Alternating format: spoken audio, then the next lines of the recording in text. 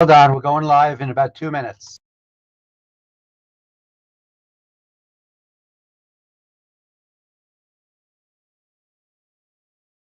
הבאנו שלום עליכם, הבאנו שלום עליכם, הבאנו שלום עליכם, הבאנו שלום, שלום, שלום עליכם, הבאנו שלום עליכם, הבאנו שלום עליכם, הבאנו שלום עליכם, הבאנו שלום, שלום.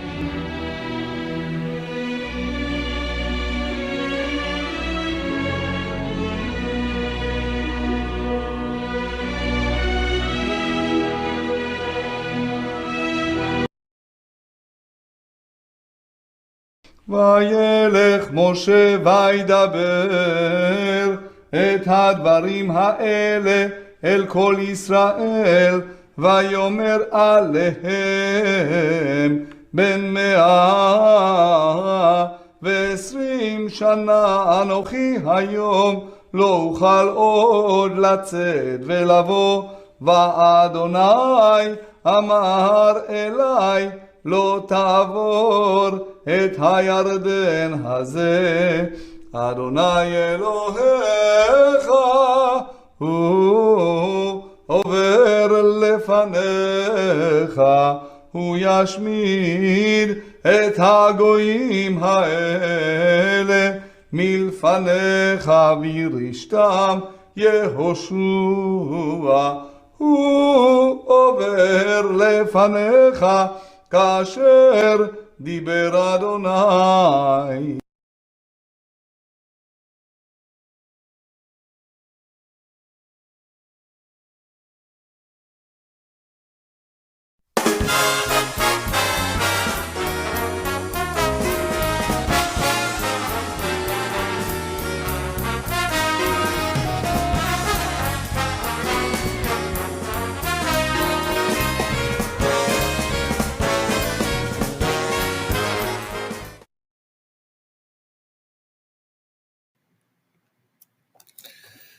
Hi, good evening, everyone. It's a pleasure to be with you tonight, Sunday night, the night before Rosh Hashanah. And I just thought because, number one, for the next few weeks, we're going to have to move our Wednesday nights to Sunday night because of the high holidays temporarily for 3 weeks. That's how it's going to be. But there was some important news that we had to have a show for tonight before Rosh Hashanah, and I thought it was extremely important because the police in Toronto are looking to arrest those responsible, those pro-Hamas terrorist supporters that gathered and assaulted Jews and carried weapons May 15th in Toronto at City Hall, Nathan Phillips Square. We're going to get into that. I just first want to mention just a little bit about Rosh Hashanah, because every single show we always have a Dvar Torah about the Parsha, but right now, tomorrow night, it's going to be Rosh Hashanah, and I found something really insightful from Rabbi Yitzhak Ginsburg. He's a Kabbalist, he lives in Israel, and I've hosted him in Toronto a number of times. And he talks about this particular year that's coming. I thought it was just very insightful. So he calls it the year of Mashiach, the year of the Messiah. He says that the first man, Adam Arishon, Adam, as everybody calls him, in Hebrew, Adam is an acronym for, it's 3 letters, Aleph, Daled, Mem, Adam, David, Mashiach. Thus we see that King David is the midpoint of history. Interesting. Midpoint of Jewish history.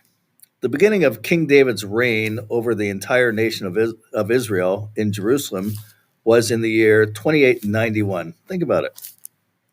If that is the midpoint of Jewish history, we can calculate another 2891 years, and we reach our new year, 5782, the year of the coming of Mashiach. Well, we'll see.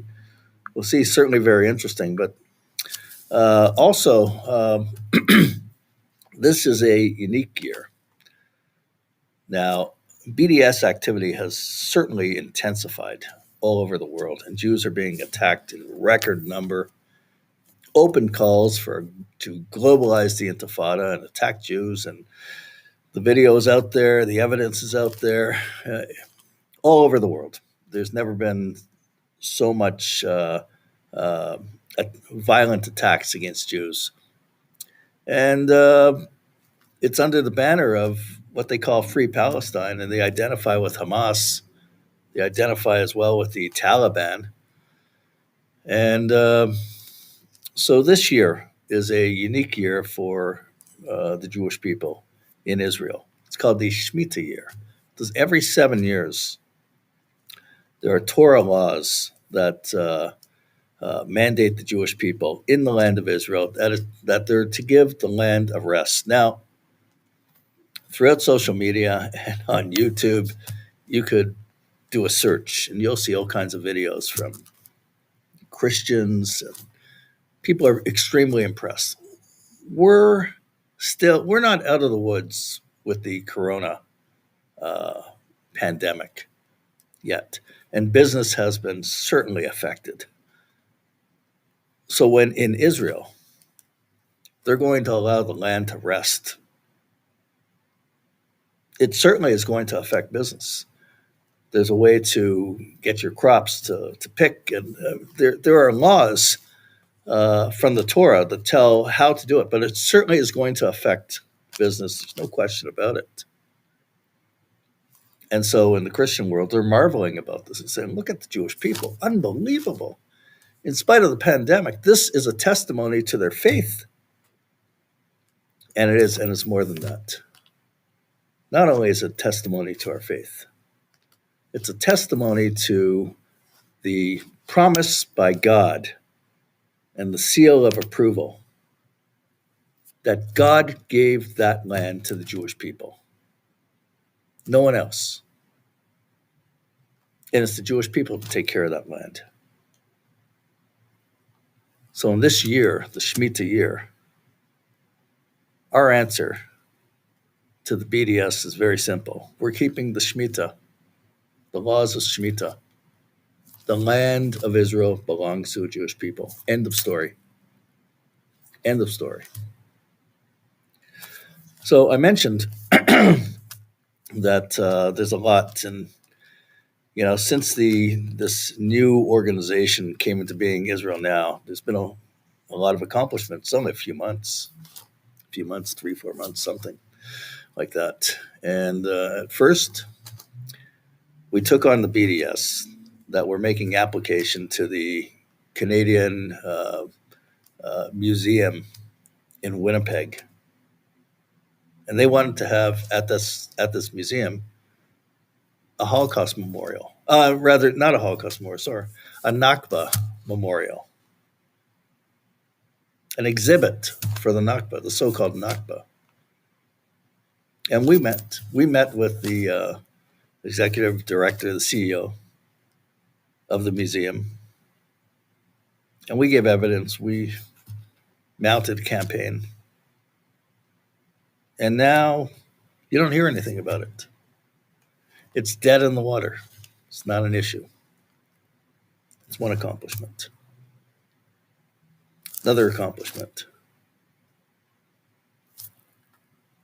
The BDS, together with a major Islamic organization, wanted to organize a motorcycle bike ride through the Jewish community on a Shabbat, waving Palestine flags, free Palestine, support Hamas. We stopped it.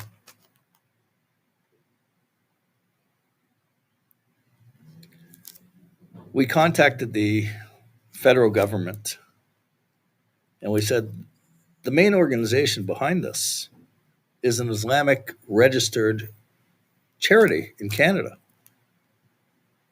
Are registered charities allowed to use their funding for this purpose? It ended. Didn't take place.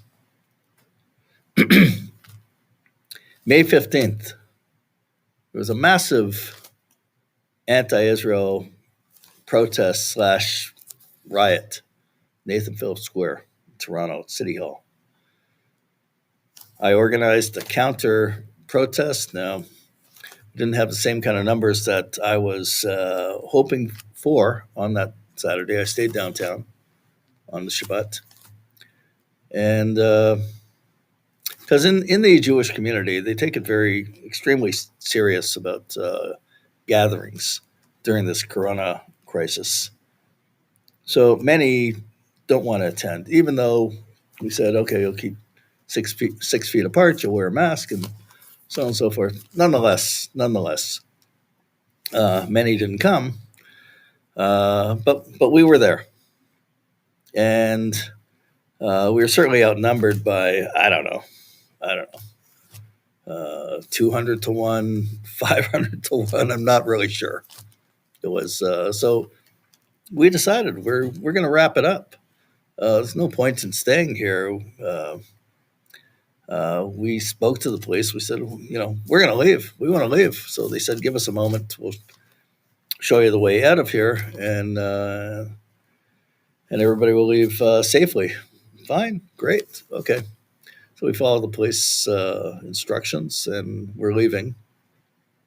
And you have supporters of Hamas that are actually fighting with the police to try to get at us with rocks, with metal objects. They wanted to kill. There was violence that happened. They actually surrounded a Jewish man. He's in his 60s. They surrounded a Jewish man with clubs, started beating him. They claim innocence. They say he's responsible for it. This older Jewish man, he's responsible. Can you imagine a mob of people with clubs pointing to the one Jewish guy saying he's responsible? And there are other instances of violence there. And they had chains as well. Well, the police on Friday issued a statement, and they showed photos of some of the people. I say some of the people because there's many others that the police are looking to arrest. They have the video, they have testimonies, they have evidence. We know exactly who some of them are. We know where they work. We know a lot. We've been sharing this information with the police. And we're hoping that there will be arrests made very soon. Not only that, but so we're assisting the police. We have a team that has been assisting the police.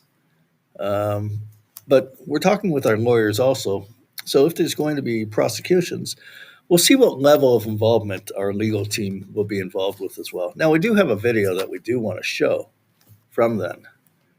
And I think it's appropriate that we show this video and we discuss it. And also, it's a phone-in. You could call in, discuss it if you have any concerns. Also, I'm asking everyone if you could please share this with your social media contacts, different groups on Facebook. Please share this. We'll reach a lot more people as well, have a stronger impact. But we have a video that you should see. It's very important. We do have video. Before I put that on, I thought I'd show a composite of the faces of all the suspects. Sure. After the video, I'll try to blow each one up and show them independently. Okay. But we'd start with these are the ones who are kind of being looked for questions. So obviously, if anybody has any information on that, get back to us. Here's the video next, and then I'll show them individually. Shame on you! Shame on you! Shame on you! Shame on you! Shame on you! Shame on... Hey! Shame on you! Shame on you! Shame on you!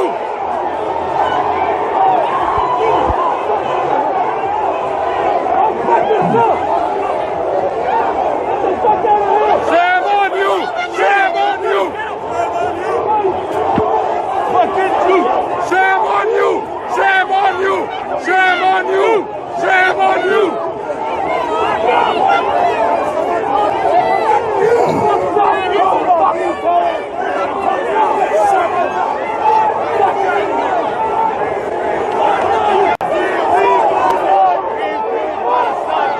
Free Palestine! Palestine! Free Palestine! Free Palestine! Free Palestine! Free Palestine!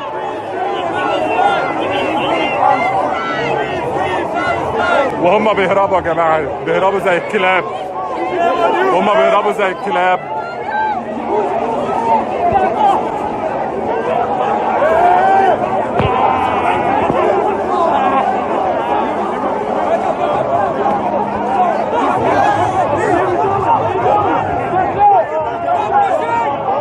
Calm down, شباب.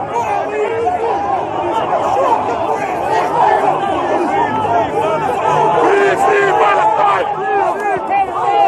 Free Palestine!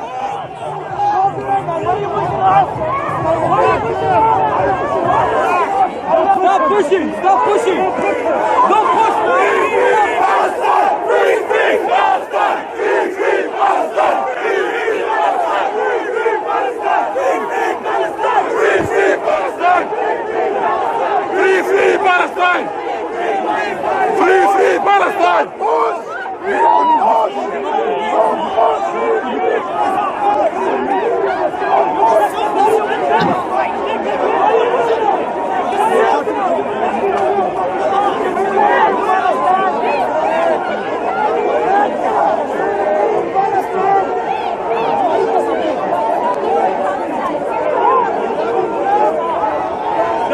وهم بيخرجوهم الشرطة طبعا، وهم بيخرجوهم زي الكلاب من وسطنا.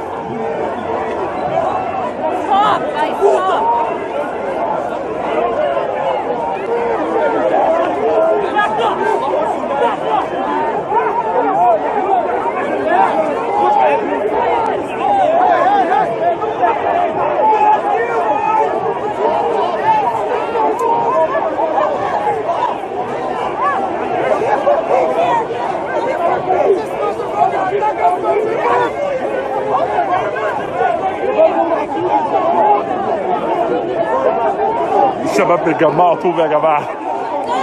شباب بيجمعوا حجاره. هوبا هوبا هوبا.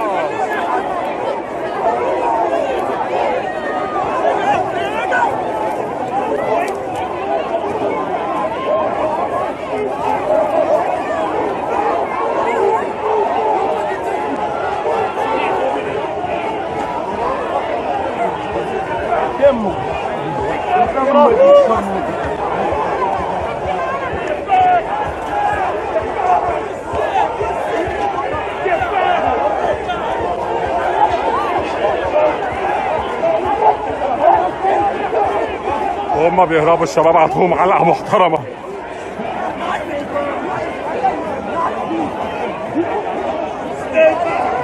اللي بيحصل ان كان في 20 كلب وسطنا. طبعا الشرطه جت والقوات الخاصه بتحميهم. بعدين بقى لقوا الاعداد، احنا اعدادنا فول يعني، انا مش شايف بالدرون بس لما كده الاعداد ضخمه جدا جدا جدا.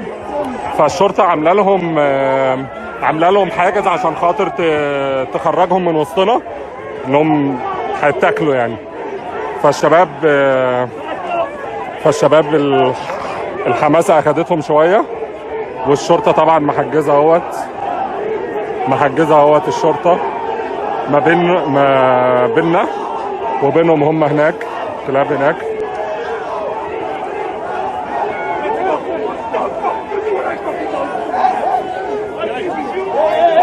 هاي هاي هاي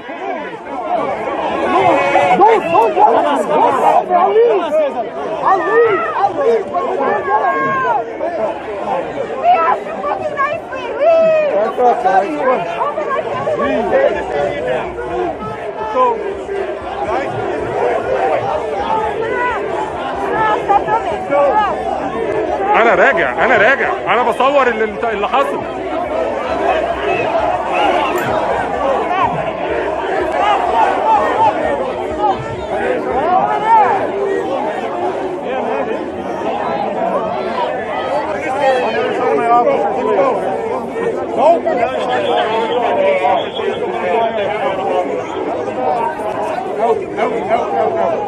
Out of this area.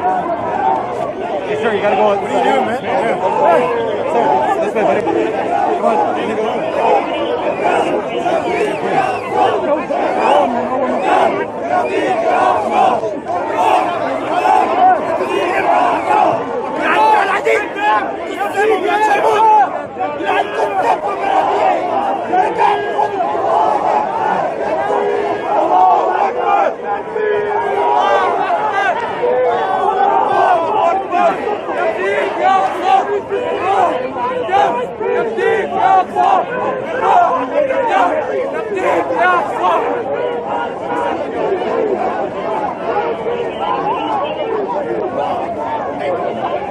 استاذ عماد، الشباب الحماسه اخدتهم ويعني هم طلعوهم خلاص من وسطنا يعني.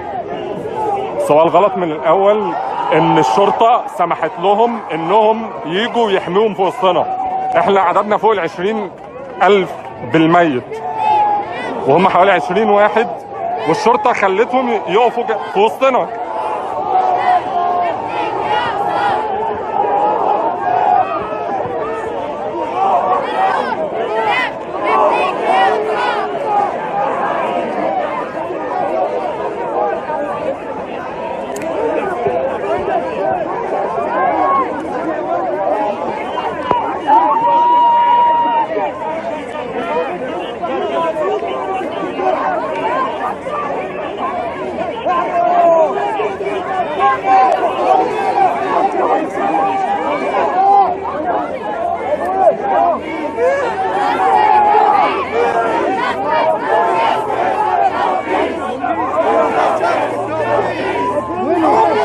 ايوه في تورونتو، احنا حاليا في تورونتو باشا.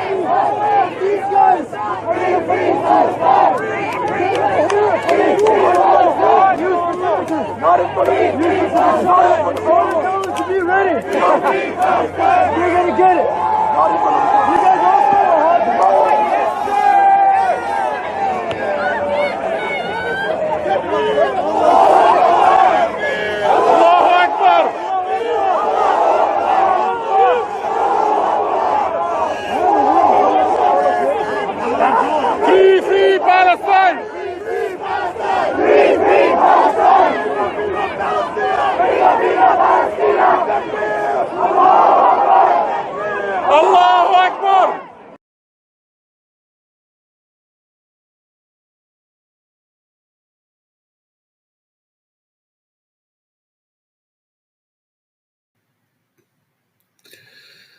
Yeah, well, the video shows they're fighting with the police. They're throwing rocks. They're talking about collecting bricks.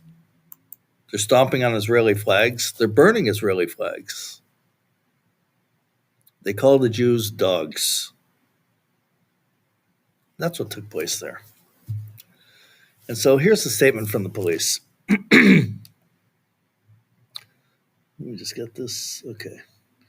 Toronto Police Service requests the public's assistance in identifying suspects in an assault investigation.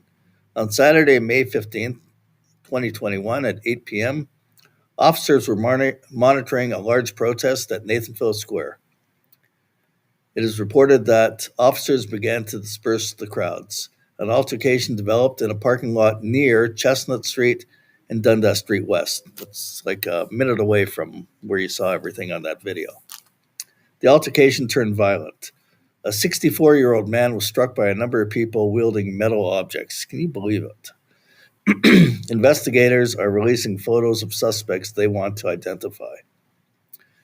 So we've been cooperating with the police, like I said, and we have more information as well. The police obviously have a lot of information also that they're not releasing right now. They have a lot more video than what we have. Seeing everything from a variety of different angles. These are some of the people. There's more. There's more. So we're going to be releasing more information as well. And our legal team is definitely in touch with city councilors, the mayor's office, and the police as well. So what we need is we need support in the community, in the wider community, to go after these people. We have to make sure that the BDS is not welcome in the streets of Toronto to organize, to have hate fest, to have support for terrorism. Hang on. Here we go. We're going to be showing the photos more so people get a good idea of who they are. And anyways, if you have any information, please give it to the police and contact us as well and share it with us as well. We'd like to speak with you.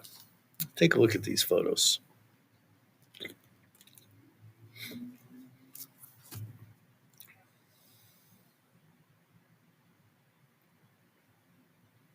So I consider it a success that we were able to lobby the police to start taking action.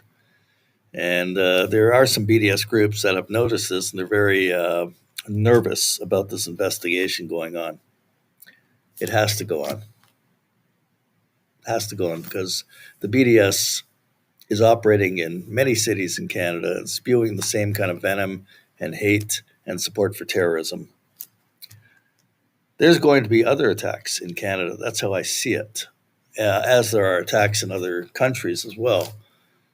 So we have to be ready for this, and we have no choice. We just can't back down from this. We just can't ignore it either. So, we know the identities of some, and we're looking to get a lot more information and see to it that they're prosecuted to the full extent of the law. Again, the information on the screen, contact the police as well. If you have any leads, you have any information, please come forward. We need it. Let's see, there's some other information that, let me just see this. Yeah, so, they're, these BDS groups are also going to highways in province of Ontario and I assume other provinces as well. And in Toronto, where there's a highway, they go to a highway bridge and actually hanging Palestine flags and anti-Israel garbage from highway posts. And this is prohibited under the law.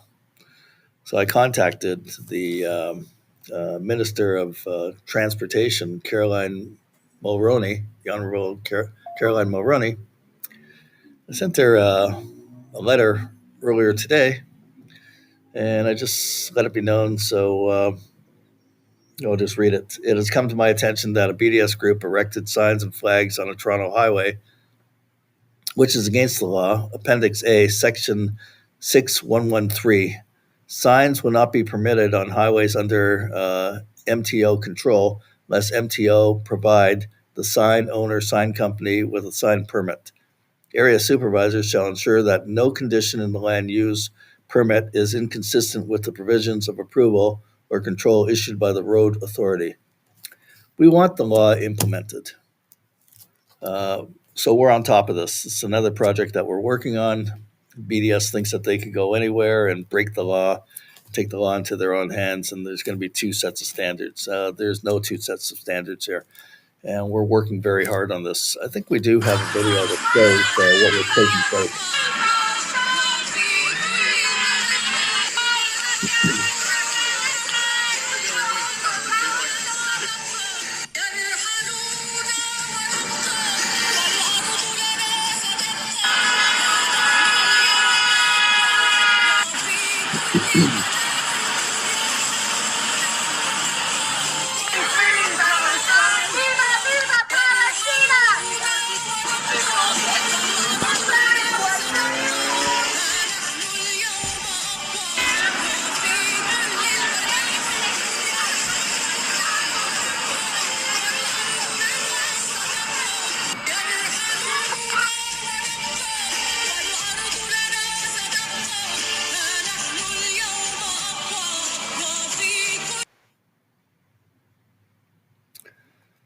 Now, again, the message of these BDS groups is, when they say free Palestine, they mean the eradication of Israel. That's what they want. They make it very clear.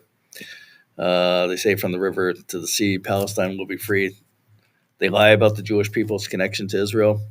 They compare the Jewish people with and Jews in Israel with the Nazis. They compare Israel to Nazi Germany. They actually boast about election signs. They're targeting candidates for the federal Canadian election that's coming up. They target candidates who support Israel. They're putting swastikas on their election signs, and they're justifying it. And they justify it because they consider support for Israel to be akin to support for Nazism. They don't accept the IRA definition of anti-Semitism. In the IRA definition of anti-Semitism, it says one example of anti-Semitism is when they make comparisons between Israel and Nazi Germany, or Jews who support Israel with the Nazis. It's unbelievable. It's incredible. And then they go on. They say that the Jews who are in Israel and Jews who support Israel, they're actually Europeans. They really don't have much to say about the Jews who came from Arab countries to Israel, almost 1 million in 1948, almost. Between 800,000 and 1 million Jews fled Arab countries to come to the new state of Israel. They don't acknowledge them. But they say that the Jews who left Europe, they're Europeans, and they're white European colonialists, and they're not real Jews, and they converted to some type of Judaism, but it's not authentic Judaism, as if they know. They know what they say. They know what Judaism is. They're supposed to be the experts on Judaism. I don't define what Islam is. I mean, there's a lot of Islamic groups that are behind these BDS groups that make these outrageous claims against Jews. But I don't claim to define Islam, tell a Muslim what he is, what he isn't. I'm just really concerned about attacks against Jews and attempts to delegitimize the Jewish people and delegitimize Israel, and to use the BDS to spread hate and support for terrorism. That's it. And if it happens that there are Islamic groups, and there are major Islamic organizations that are behind the BDS as well, we have to call them out. and we have to defend ourselves. Like I said earlier, this is going to be a Shemitah year. According to the Torah, it's going to be observed in Israel, and the land is going to rest, and there's going to be a lot of businesses that have to do with crops that are going to suffer a little bit of financial hardship for that year. But this is an article of faith, and this is the land of Israel, which belongs to the Jewish people, only the Jewish people. And it's not a large parcel of land. It's a small parcel of land in Israel, but it's ours. And it's been purchased legally, everything, every I dotted, every T crossed, everything was done in a legal fashion. The Jewish people own it legally, and the Jewish people historically and biblically own it as well. And the Shemitah laws are testimony to that as well. So we're moving forward this year. We have a lot of work to do. We want to outlaw the BDS in Canada, certainly on the streets of Toronto, certainly on the highways, certainly from using Nathan Phillips Square again, anywhere. We want Al-Quds Day to be banned. I testified at City Hall a number of times, and my testimony was accepted by the mayor fully. He understands it. He gets it. Doesn't want to give them any permits. They shouldn't have any permits. The BDS shouldn't have any permits. They're spreading hate and violence. And I haven't seen one Islamic organization here in Canada, and I'd like to be corrected, who has condemned those BDS Hamas supporters that were responsible for the violence on May 15th. It's so revolting that even Bernie Farber's organization, what he calls the Canadian Anti-Hate Network, condemned the JDL for the violence then. The Jews who wanted to leave, who were surrounded, he condemns them. But here we have the statement from the police. And there's going to be more statements. So we need our organizations. We need the B'nai B'rith. We need the Simon Wiesenthal Center. We need CEJA.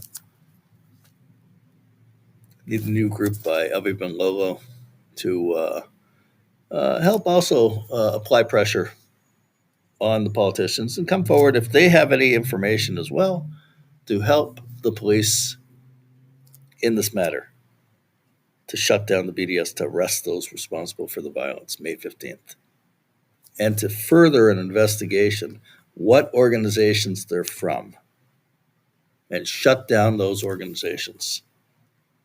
And if there's any charitable organizations that have any connection to the violence, they should lose their charitable status as well. I said this is going to be an interesting year as we move forward. We have a lot to do. The BDS made it clear they want to instigate violence more on campus as well, in Canadian universities, in Ontario as well. We have to be on top of that as well. They're gearing up for York University. They have plans.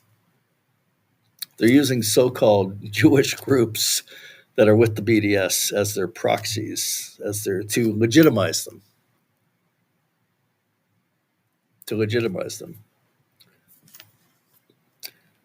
One so-called Jewish BDS leader actually sent out a tweet the other day. He said, Avram Avinu, the father of the Jewish people, when he left his father's land to come to Israel to first purchase in Hebron, to start the beginning of Jewish life in the land of Israel, when he made that purchase, he said, Avraham was responsible for the first Nakba. You don't get any sicker than that. You don't get any sicker than that.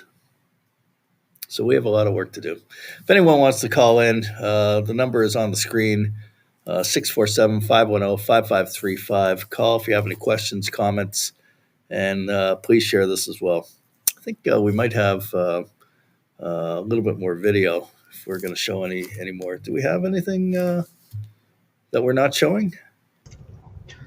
Well, we don't have anything new, but being kind of the Rosh Hashanah, I could go through our archives and see what we've shown in the past. Again, I think the big thing is all of our success with Israel now and much we've accomplished. So why don't you keep chatting? I'll go through some older. Well, there's been a lot that we have accomplished, and there's so much more that we have to do. And quite frankly, in the Israel Now organization, it's composed of volunteers. And because the pandemic restrictions have been eased a little bit in Ontario and in Toronto, we're able to have some meetings, and we're doing that. We're having some meetings, and we have people out there who are working with us, monitoring the different hate groups, terror supporting groups that are out there. We're monitoring them. We're keeping a good watch.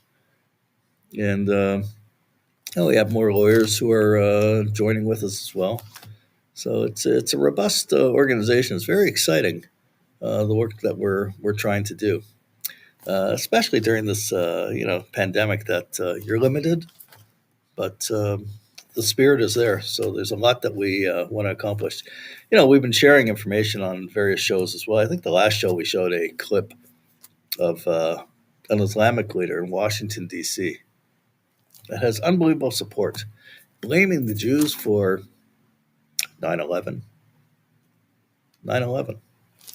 Blaming the Jews for the bombing at the airport in Kabul, in Afghanistan. Blaming the Jews for everything. There are BDS leaders also on all these different campuses. So I said to get ready for this year, it's not going to be great in terms of that. But you have leaders at McMaster University, for instance, that head the BDS. They post openly support for Hitler. These are Islamic students who are posting support for Hitler. They thought it was great what he did to the Jews. Jews this, Jews that, Jews. Yes, we should show that video. We have a video. Just blame Israel. A quick little intro to our next video. But we've come up with it, my wife, just watching everything that's going on in the news. The Jews have been blamed for everything from the Black Plague to 9/11 to the present pandemic to the Taliban. So I put together a little composite. I thought we've shown it before, but I think it's worthy of showing again as we approach Rosh Hashanah Yom Kippur. So let me put that on. Okay.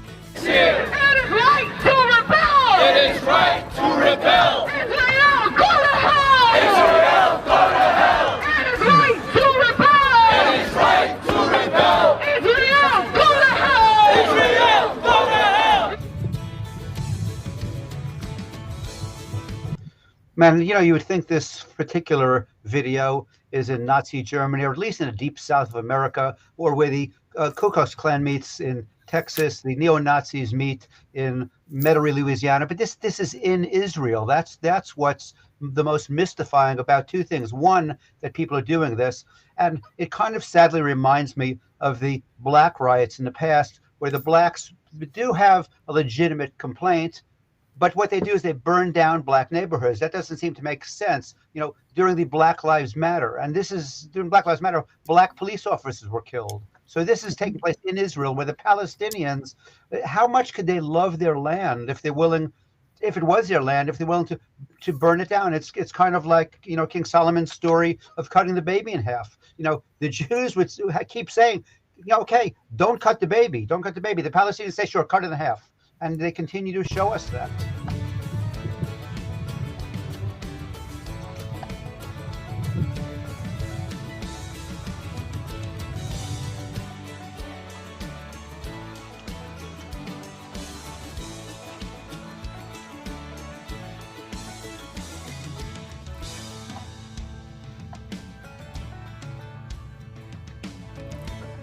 And I think the parasite is pretty specific, that the whole BDS movement and the Palestinian movement outside of Israel are basically attaching them to other things, other organisms, and they're just not contributing anything. They're just taking away from them.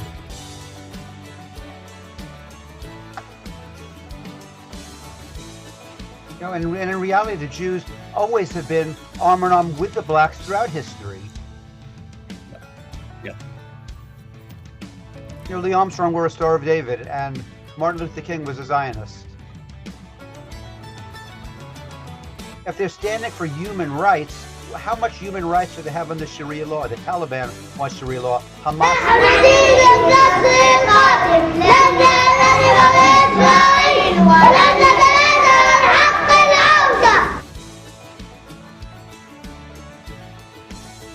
While our kids are in summer camp, learning to swim and play guitar, their kids in summer camp learning how to sacrifice themselves as martyrs to kill Jews so they could go to heaven. I think these kids are a little young for the virgins at this point. And the other thing I always wanted to say, the virgins they talk about, is there any guarantee those virgins, whether they're women or men? I'm that might be a rude millions awakening of Afghan when they girls get and women who are about to lose their freedom to go to school, to work, and to participate in the political, economic, and social life of the country. I want to take this opportunity to speak to a Canadian politician. Brothers, the Taliban. Brothers, the Taliban. Brothers, the Taliban. In case you didn't get that, she was referring to the Taliban as her brothers. I just want to make sure that nobody missed that little comment. In Afghanistan's western city of Farah, the Taliban celebrated their takeover by dragging the dead body of an Afghan soldier through the streets, chanting, "God is great." The situation is under control in the city. The Mujahideen of Islamic Emirate are assuring people that there is nothing to worry about. Brothers, the Taliban.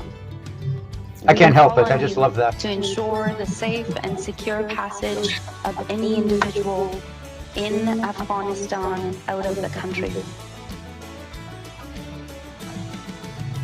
إسرائيل الآن في حالة ارتباك، في حالة رعب فعلا، ويعرفون جيدا أن ما حصل في مطار كابول سيتكرر في مطار بن غوريون، حتى مطار بن غوريون سيغلق، يعني لن تكون هناك طائرات، ليس أمامهم إلا البحر. والله لو يستمعوا لنصائح السيد نصر الله عليهم أن يتعلموا من الآن السباحة.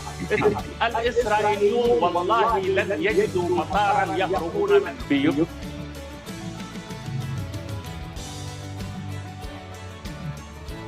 Let's try a gay march or women's march. We see that the West wants to talk about the rights of women. The rights of women. Ah, yes. Her right to be a prostitute. Well, I got news for this guy.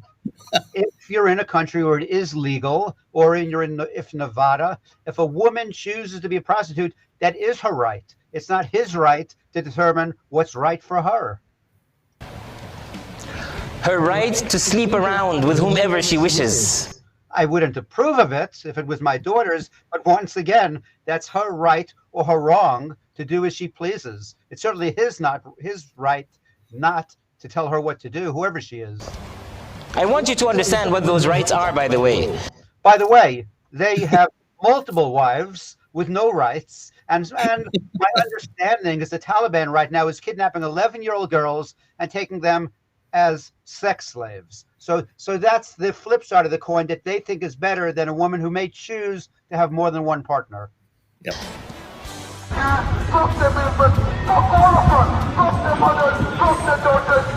And another peace-loving rally.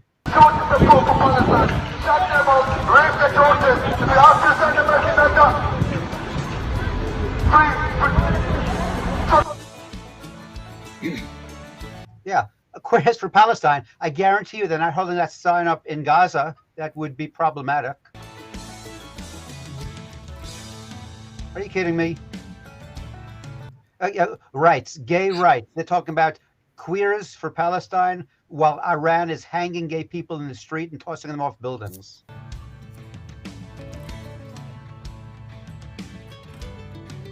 And when we talk about gays in Israel, regardless of what, again, your opinion may be, people have the right to be gay. And in Israel, you're allowed to have that right or that wrong, whatever you choose to label it as.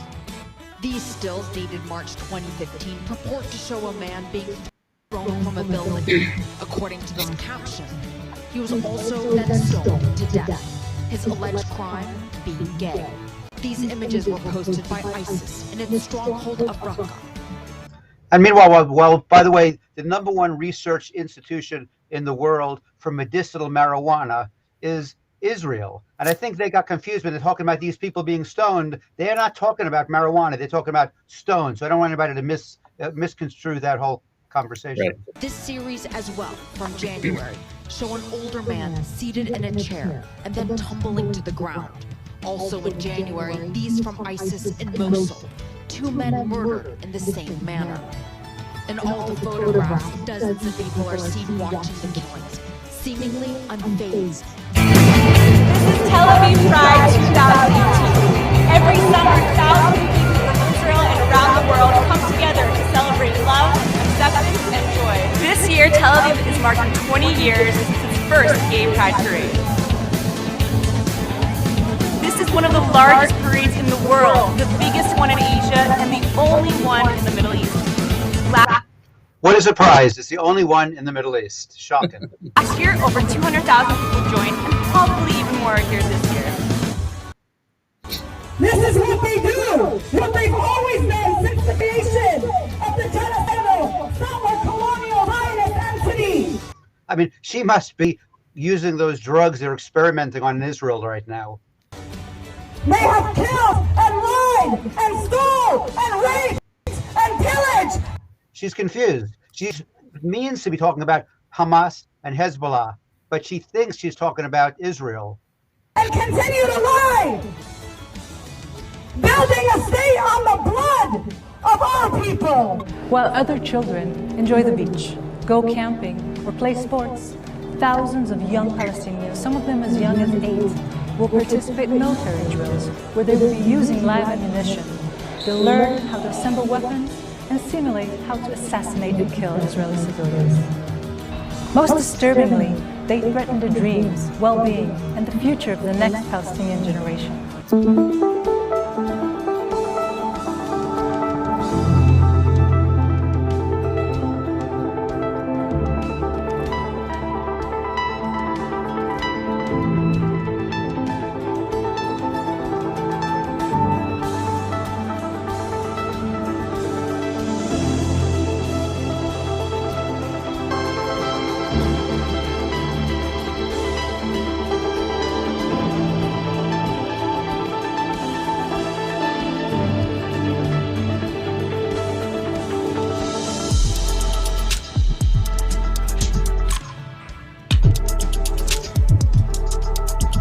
This young lady, by the way, is the mastermind of the terrible explosion at the pizza parlor.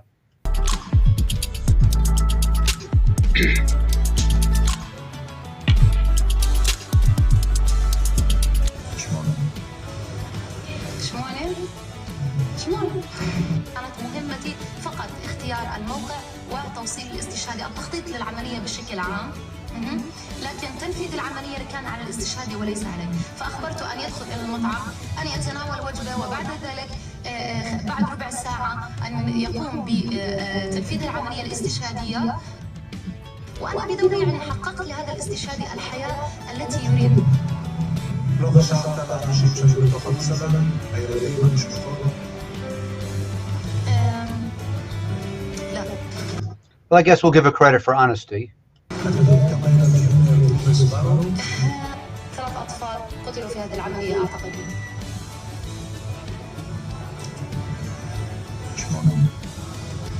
8.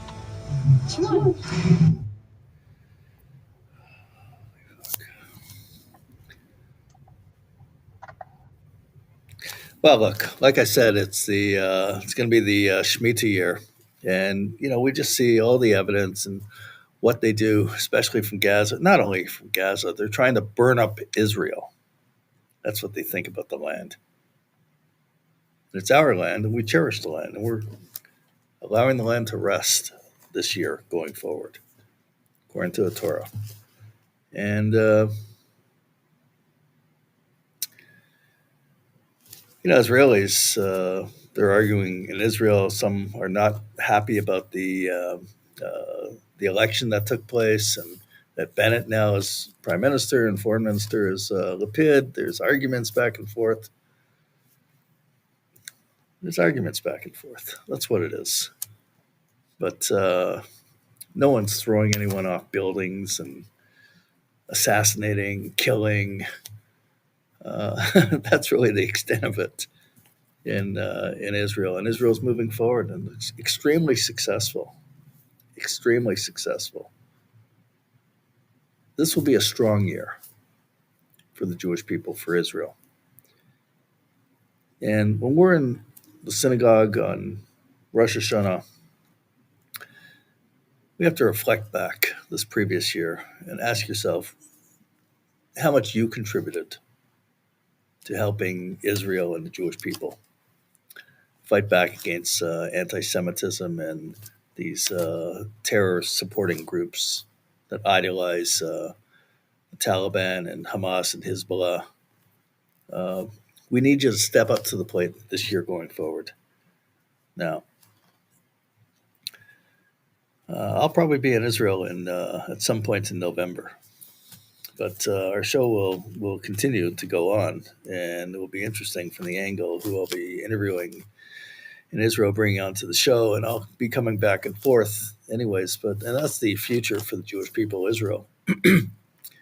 But going forward, this new year, we have to roll up our sleeves. We have to have a lot of faith and just keep speaking the truth. In the end, that's all it's about. Speak the truth. I remember the first time I was in Israel, 1980, what the country looked like then and what it has become now. It's unbelievable. The cutting edge of everything. Cutting edge of everything. And they're talking about a deal, Israel and the United Arab Emirates, where there will be a pipeline actually from Eilat to Ashkelon, and that oil will come through. So they won't use the Suez Canal. They'll be shipping oil through Israel and onto boats from Ashdod, actually, from Eilat to Ashdod, using the port there. And it's amazing. There's one more thing we have to mention. This is the anniversary, actually, of the Munich massacre took place. We have something to show on that as well. It's we remember these. We don't forget. Never again. That's it. We don't forget. We have a call coming through. 1 second. Hello, you're on. Hi, I have a question. It's just a random question. Go ahead. To see someone can explain this to me. Someone has talked about something really, really like kind of scary and dark. Okay. Stating that the West is helping the Taliban, and what happened is that in Afghanistan has a lot of raw material. Everyone is for to get whatever riches they have. Yeah. So therefore, they put these stories there. Yeah. I don't understand. Like, have you heard any of this? It's so dark and it's so not true. But someone mentioned it to me, really serious about it. Well, they can mention whatever they want to mention, but the Al Qaeda operated from Afghanistan, and that's where they planned 9/11, and it was festering with terrorist groups, and that's why the United States went in there in the first place. So that's the bottom line. Whether they got resources or whatever, and the United States thinks that they can make some kind of a deal with whoever wants to make a deal there, that's another story. But the bottom line reason for getting in there is because of the attack on the United States, just like Pearl Harbor was the reason for that the Americans entered the war against the World War II against the Japanese at the time. Pearl Harbor, and that's it. So it was 9/11. That's what it's all about. So people could tell you, people could say all kinds of conspiracy theories and thoughts and this and that and the other. Anyways, we have to show. Thank you for your call. History books, maybe your history books, not my history books, like really, really, really mixed up. I understand. So I just wanted to know that, and I know it's not true, but I wanted to hear what you have to say. That's what I got to say. Thank you very much. Thank you. Bye. Bye-bye. Okay, so we have something to show about the Munich massacre. We'd never forget.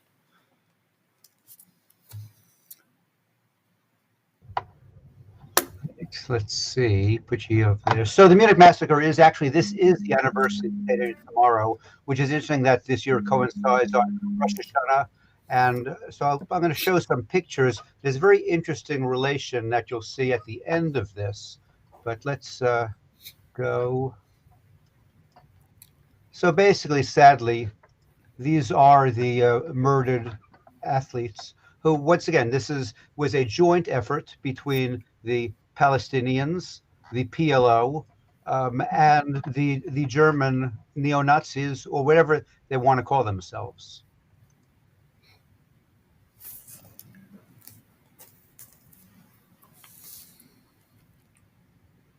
Another photograph coming up.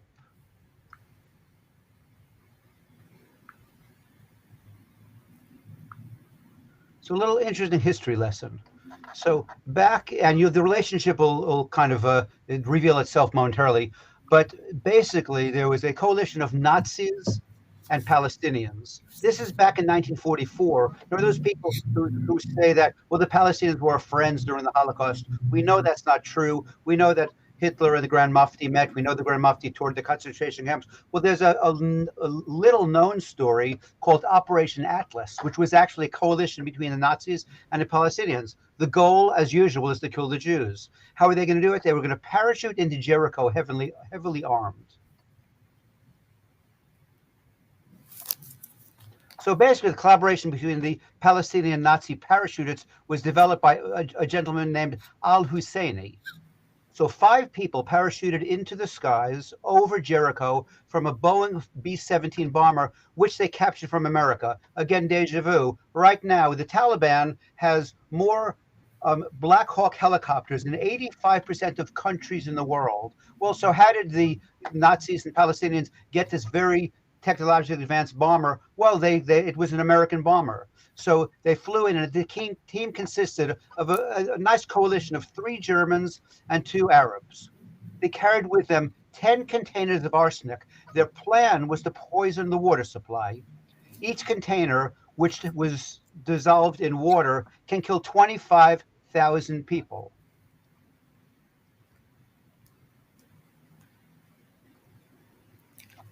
Two of the participants, who were the Palestinian Arabs, was a gentleman, Abdul Latif. He was from Jerusalem, similar to today's Palestinians, who live in Israel and still burning up the country that they think should be theirs. After he was exiled by the British, he made his way to Germany, where he was welcomed, of course, and he became the editor of Al-Husseini's Arabic language radio address newspaper. Then the second one was also a native of what they called a Palestinian village, and after being exiled again by the British, with the assistance of Haj Amin al-Husseini, he was welcomed warmly into Germany. Again, this entire story I'm telling is well documented and is in the public domain at this point.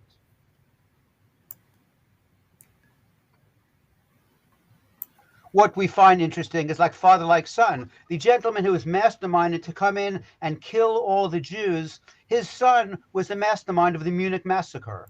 Again, people who say, well, we're not giving them a chance, the poor struggling Palestinians. Well, we gave them a chance in 1948, in 1956, in 1972, in 1967, with the Oslo Accords. But again, like father, like son. So on June 2nd, 1948, Salomon was killed by the Irgun.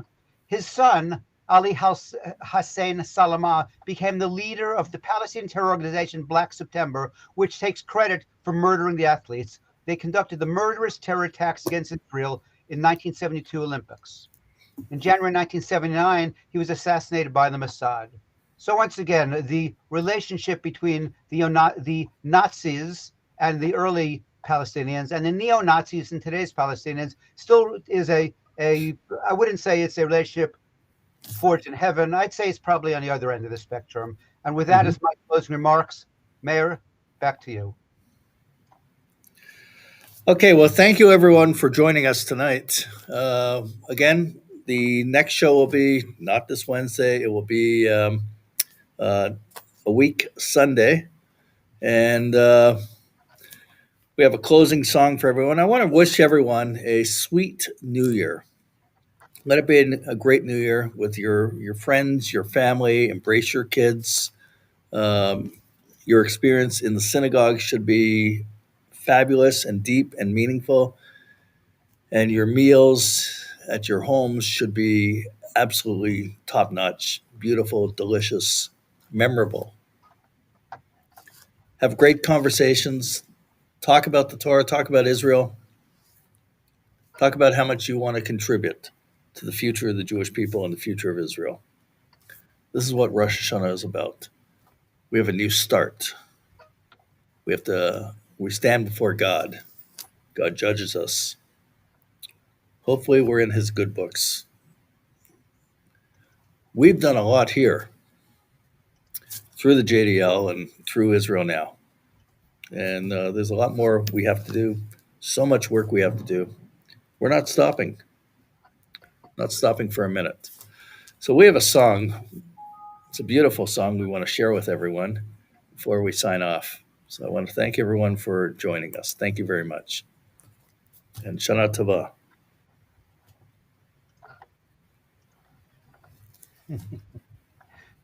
Keep talking while I search for the song. I'm looking for the song.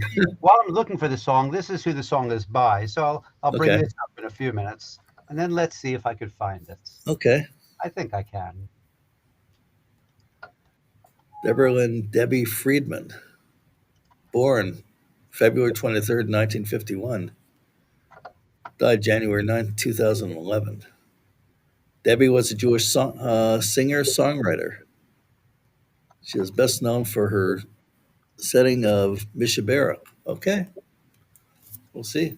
Very good. I find it. We always find excellent songs that we share with everyone on our shows. Let's see. Still We have looking. such meaning. I don't know. Today I was at the liquor store buying some extra stuff for Rosh Hashanah, just some fabulous wines from Israel available. And we'll be drinking them. And you have to have special fruits also for Rosh Hashanah. It's always a treat going out, getting that, looking at them. Going to be eating them tomorrow night. And delicious food. And the challah is so important. Make sure the challah that you're going to have for tomorrow night is amazing. Sweet challah. And you're going to dip it in honey. And you're going to dip everything, the fruits, in the honey also. It plays such a significant role that we should be in a blessing for a sweet year. It's just terrific. I always look so forward to all the holidays, but Rosh Hashanah is so special, having with your family and friends and relatives as well. It's just so meaningful. So I hope everyone has a great experience. Get into a program, so keep chatting. It's worth Okay. waiting for. Well, it's worth it. But also, remember, everyone, I want everyone to be involved, hunting down these BDS criminals, providing the information, the evidence. We have a lot of work to do. We can't fall asleep at the switch. Join us in our campaigns. Let's rid the streets of Toronto and other cities of the BDS. We can't allow them to spread their hate and anti-Semitism, and that's all it is. Hate and anti-Semitism. You've seen the video when they were there May 15th. They're fighting with the police. There's other videos we have too. We have a lot of videos. We haven't even shown 10% even of what we have. So we have a lot. It was queued up now. I just wanted to wish everybody also a happy Rosh Hashanah. I was about to say it'll get you all to watch next week because it's a great song. And the reason it's pertinent is because it's Lechi Lach and it's based on Moses and going into the land, but not going into the land. As we all know, the story is that Moses saw the land of Israel. So how did he see it when God says, I'll show it to you, but yet we know he doesn't enter? And the way that happened is because an angel takes Moses for this great little overhead, kind of, before drones and things, gives him a bird's eye view. So this isn't only the song by Debbie Friedman, this is actually the words to it, which I hope you all enjoy it. And after this, we're going to sign off. And that was my last words. Mayor, I'll talk to you later. Amen.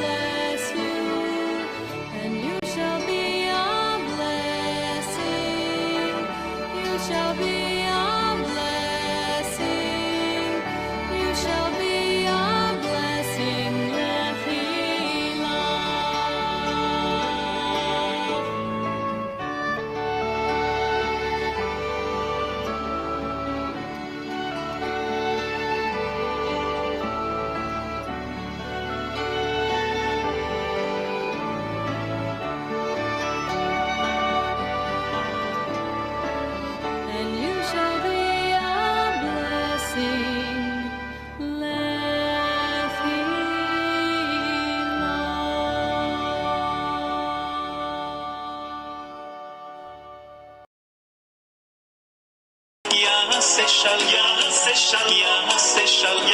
שלום עלינו ועל כל ישראל.